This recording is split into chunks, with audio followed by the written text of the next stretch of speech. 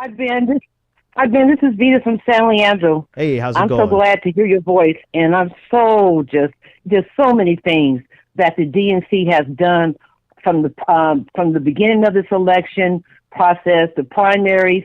The DNC has been so corrupt and so concerned only with a certain group of elite people and corporations, that they played identity politics from gender to race, the emails. I mean, from the ballots missing, the fraud, not putting money in within the DNC, and hiring different minority corporations and agencies and pollsters.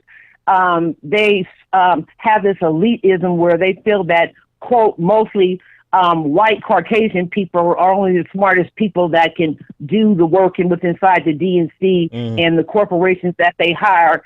And then they want to do the ground game. And then, especially this last email leak about the Black Lives Matter, how to talk to them, how not to talk to policy about, get them in small groups. And then you go over here and say that you're going to look for the Republicans, and then on the DNC committees, you had Republican corporate people, even also them having opportunity to be delegates, super delegates, and then how the whole process, everything, how it comes out. Yeah. And when you tell so many lies, you can't remember the last one that you told. And you don't think that people are smart enough to read and gather information. And then President Obama, I watched that CDC perform stuff. It was just so ridiculous. Down in Brazil was her and the poster the other day telling us we better get out and vote because your life and it's like making up a stew, making up a root and cooking, and if you don't put the oil in there right. I said it was just so. And then how the black politicians come out, they put them on Front Street. They look so ignorant and so stupid. I mean, how they have the CBC, the PACs and stuff, how they get out there and do this cool dance. And then President Obama, he gonna tell us about how we need to pull our pants up and all this crap. His daughter Malia was pulling her damn skirt up, showing her ass, smoking weed, and sitting in a room with like 7 freaking white boys with these pipes, smoking weed pipes. And what kind of friends? What kind of parenting are they doing?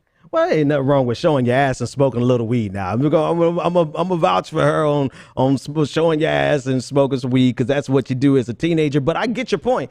I mean, to your bigger point, telling us to thanks for the call, telling us to straighten up and pull our pants up when teenagers should have this space to be teenagers, because they've clearly given their daughter space to be teenagers. But to your broader point is the shenanigans have gone on too long, and I'm just at the point where I don't care, man. I don't care. Yeah, Donald Trump would be a disaster. Yes, it would be the worst thing in the world to have Donald Trump as a president, because the reason I believe it's the worst thing in the world to have Donald Trump as a president is because he is a black box. We do not know what he's going to do. And it is foolish to assume that because you don't know what a person is going to do, you can assume the best. No. Because that's not how international leaders are going to see Donald Trump. When they see a black box, they automatically have to assume the very worst about that person. Donald Trump is a black box, and he's going to elicit the type of responses that would inevitably lead to conflict, whether he wants to or not. He is unpredictable and he is unstable. Now, all that said, y'all are not going to make it our fault that he wins. Not when you forced Hillary Clinton down the nation's throat. You're not.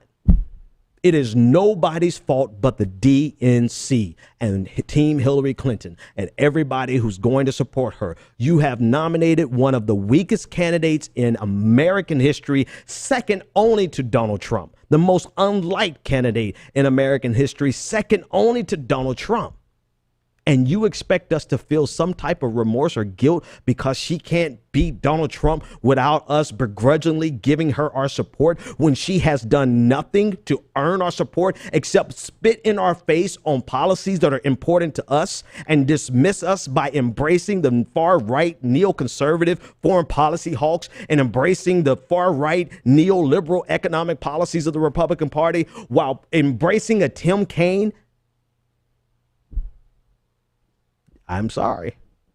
I absolutely don't care anymore. I don't. It's nobody. You know why I don't care?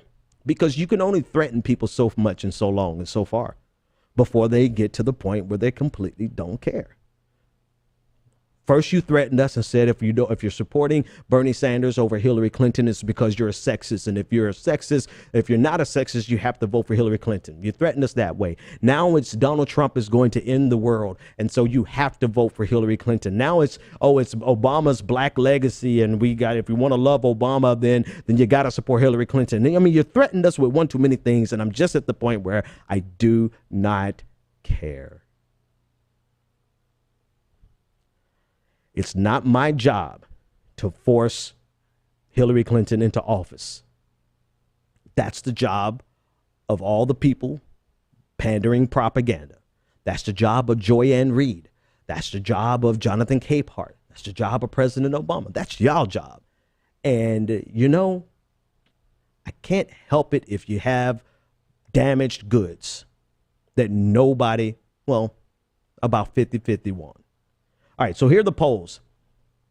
The average of polls right now, Hillary Clinton is well within the margin of error. She's only leading Donald Trump by 0.7% when you equate in Jill Stein and Gary Johnson. Clinton is at 41%. Donald Trump is 40.3%.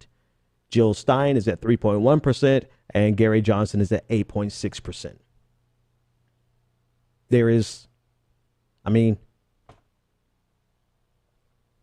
Sorry. Don't know what to tell you, Obama.